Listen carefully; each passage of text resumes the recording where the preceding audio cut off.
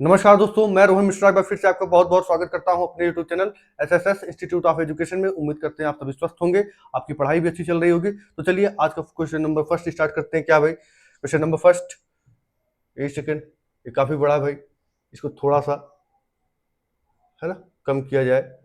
चलिए, अब शायद चीजें क्लियर होंगी, एक बार चेक कर ले भाई।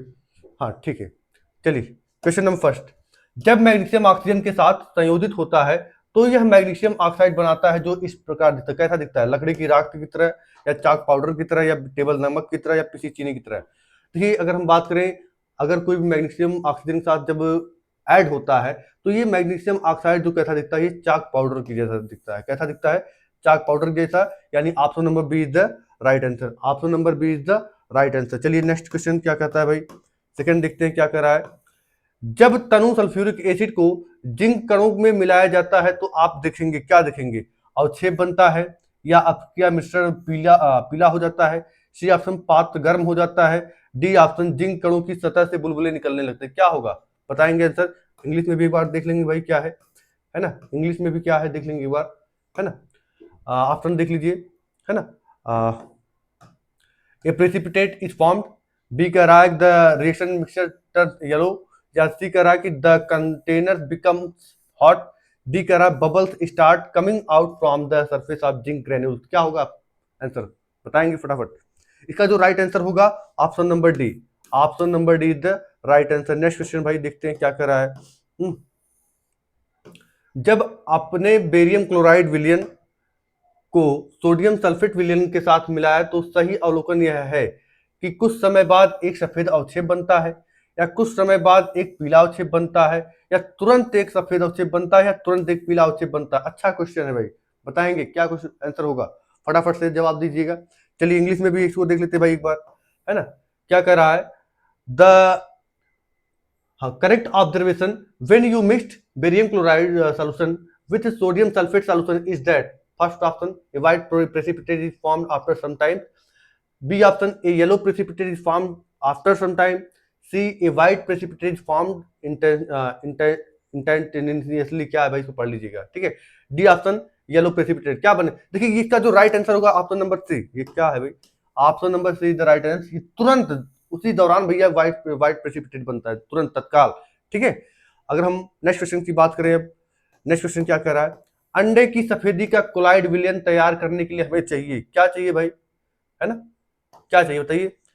To prepare a colloidal solution of egg albumin we should add egg albumin to boiling water, add egg albumin to tap water, या फिर add egg albumin to dilute HCl, या फिर करा है egg albumin to egg yolk. क्या करा है? अंडे की सफेदी को उबालते पानी में डालें, या फिर अंडे की सफेदी को नल की पानी में डालें, या सी करा है अंडे की सफेदी को तनु सल्फ्यूरिक एसिड में डालें, सॉरी एचसीएल में डालें, डी करा है अंडे की सफेदी को अंडे की जर्दी में मिलाएं।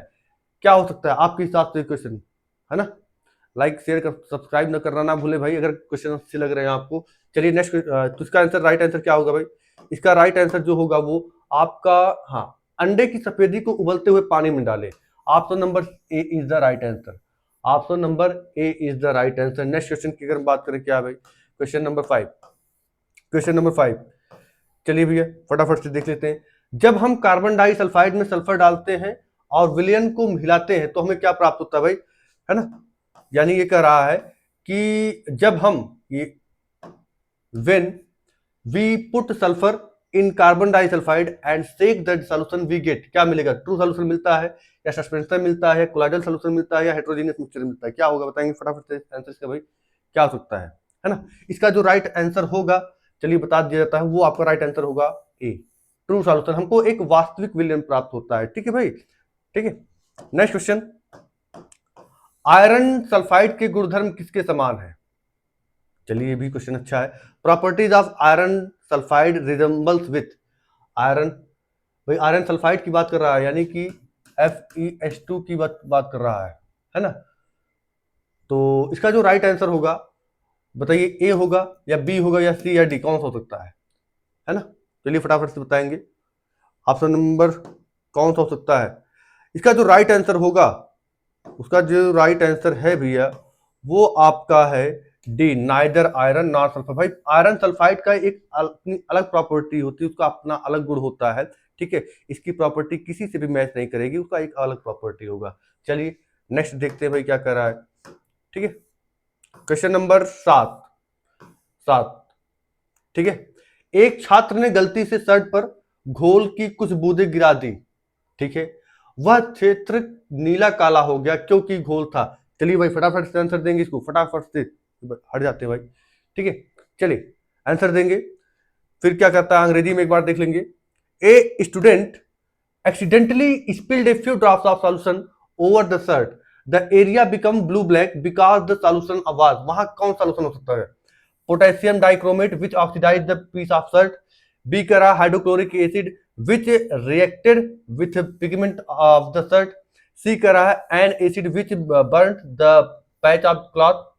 डी करा iodine which releases with the starch part of shirt. ये जाहिर सी बात है, ये option number D the right answer, एकदम करेक्ट है, 100% श्योर है भाई। रीजन क्या है?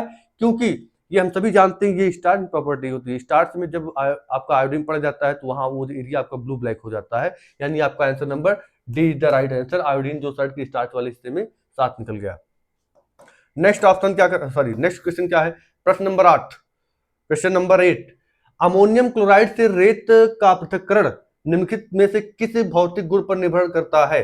यानी separation of sand from ammonium chloride depends upon physical properties of, किस पर डिपेंड करता है? डेंसिटी पर डिपेंड करता है, या वोलेटिलिटी पर डिपेंड करता है, या स्पेसिफिक ग्रेविटी पर डिपेंड करता है, या मेल्टिंग पॉइंट पर डिपेंड करता है? फटाफट इसका जवाब देंगे, क्या होगा इसका राइट आंसर, है ना? देंगे भाई। चलिए इसका जो राइट आंसर होगा ये डिपेंड करता है भाई वोलेटिलिटी, उसके वाष्पीकरण की क्षमता पर डिपेंड करता है, उसके वोलेटिलिटी पर डिपेंड करता है, ठीक है। नेक्स्ट, मैग्नीशियम रिबन का रंग है कैसा? तो चलिए भाई फटाफट से आंसर देखिए, तो आपका option number A is the right answer, ठीक है भैया, आपका option number A is the right answer. चलिए नेक्स्ट क्वेश्चन क्या है? 9 वही इंग्लिश में भी है भाई, देख लेंगे, है ना। The colour of magnesium ribbon is greyish white, brown, या ब्लैक, या ग्रेइश ब्लैक। क्या होता है? ये ग्रेइश व्हाइट होता है, ऑप्शन नंबर ए, ठीक है भैया। नेक्स्ट क्वेश्चन, हाँ, उन्हीं कपड़ों को कीड़ों से बचाने के लिए निम्नलिखित में से किसका उपयोग किया जाता है? आयोडीन का प्रयोग किया जाता है, या नेफ्थलीन का प्रयोग किया जाता है, या अमोनियम क्लोराइड का किया जाता है, या कपूर का किया जाता है? किसका होता है भाई? फटाफट से बताएंगे। इसका जो राइट आंसर होगा, इसका जो राइट आंसर क्या हो सकता है? आयोडीन नहीं भाई, naphthalene may be, NH4Cl may be, camper में भी, कौन सा हो सकता है? फटाफट से आंसर देंगे। इसका जो राइट आंसर होगा भैया वो आपका ऑप्शन नंबर बी यानी naphthalene. Naphthalene is the right answer, ठीक है। चलिए नेक्स्ट क्वेश्चन क्या कहता है भाई? क्वेश्चन नंबर 11, पेक्टिन निक्षेपित भित्ति वाला एक सरल अस्थायी उत्तक है। ये भाई तो बड़ी डेंजर है इसकी हिंदी, ठीक है। A simple permanent tissue with pectin deposited wall is. चलिए भाई बताएंगे इसका आंसर फटाफट से, फटाफट से इसका आंसर बताएंगे। यानी कि पेक्टिन जो है किस टाइप की टिश्यू की जो है वाल जो है वो पेक्टिन की बनी होती है। देखिए पैरेन्काइमा की अगर हम बात करते हैं सेलुलोज की बनी होती है, ये सेलुलोज की बनी होती है। स्क्लेरेन्काइमा की बात करते हैं ये लिग्निफाइड होती है, ये लिग्निन की बनी होती है। तो बचा कौन? कॉलेनकाइमा। कॉलेनकाइमा का क्या क्या है भाई? ये पेक्टिन की बनी होती है, यानी पेक्टिन की बनी होती है, ठीक है भैया। आपका right answer number B, B सही आंसर है। चलिए आगे बात करते हैं, नेक्स्ट क्वेश्चन क्या कर रहा है? क्वेश्चन नंबर 12, क्वेश्चन नंबर 12 क्या कर रहा है कि which are the following tissue provides mechanical strength to plants. इसमें से कौन सा ऐसा टिश्यू है जो मैकेनिकल स्ट्रेंथ प्रोवाइड करता है पौधों को? फटाफट से जवाब देंगे भाई इसका, है ना। स्क्लेरेन्काइमा, या फिर आपका दूसरा है भाई पैरेन्काइमा, या मेरिस्टेम, या क्लोरेन्काइमा, कौन सा हो सकता है? देखिए स्क्लेरेन्काइमा ये तो मैकेनिकल स्ट्रेंथ प्रोवाइड करता है, इसका ही राइट आंसर है, option number A is the right answer, ठीक है। ये मैकेनिकल स्ट्रेंथ प्रोवाइड करता है ना। फिर क्या करें? पैरेन्काइमा, पैरेन्काइमा जो होता है ये स्टोरेज फूड कवर करता है, स्टोरेज फूड कवर करता है, ठीक है।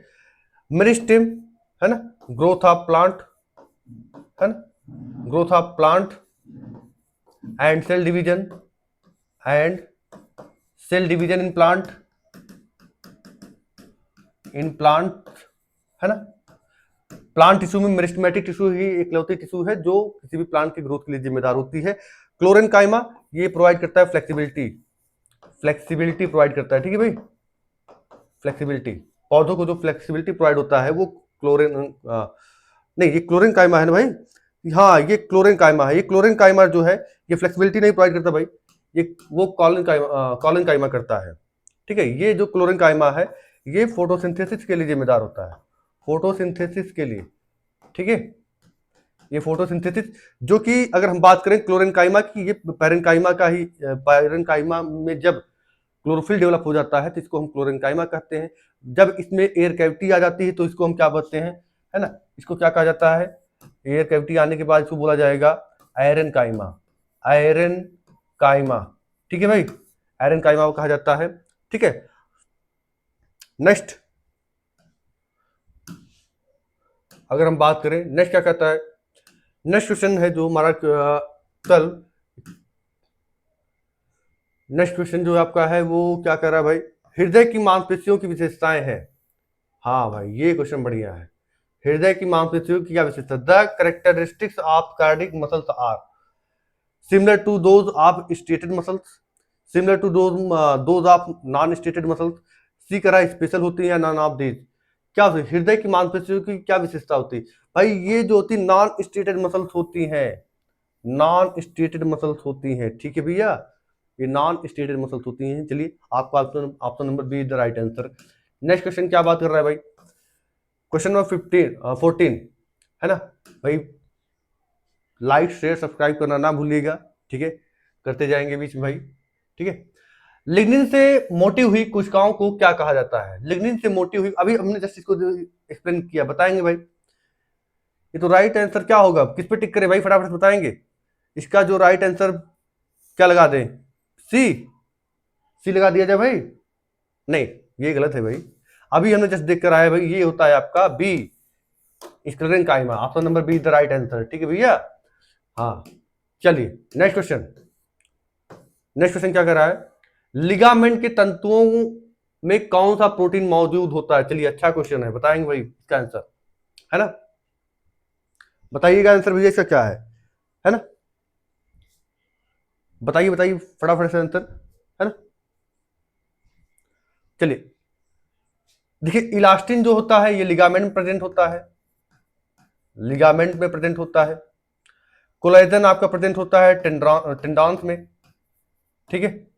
कॉन्ड्रिन आपका प्रेजेंट होता है, ये कौन सी सेल होती है भाई, कॉन्ड्रिन आपका हो गया, लिगामेंट हो गया, टेंडॉन्स हो गया, एक और था ना भाई, क्या था उसका, है ना, एक आपका था वो क्या, कार्टिलेज, चलिए हाँ कार्टिलेज था। और एडिपोसाइट्स की अगर बात करें, एडिपोज टिश्यू, एडिपोज टिश्यू, ठीक है, एडिपोज टिश्यू, यानी इसको हम फैट स्टोरिंग टिश्यू के नाम जानते हैं, फैट स्टोरिंग टिश्यू, ठीक भाई। तो आई होप सारी चीजें क्लियर होंगी, उम्मीद करते हैं वीडियो पसंद आया होगा, लाइक शेयर सब्सक्राइब करना ना भूलें, यही आपकी एक छोटी सी, आपसे एक छोटी सी उम्मीद है। तो मिलते हैं नेक्स्ट वीडियो में, धन्यवाद।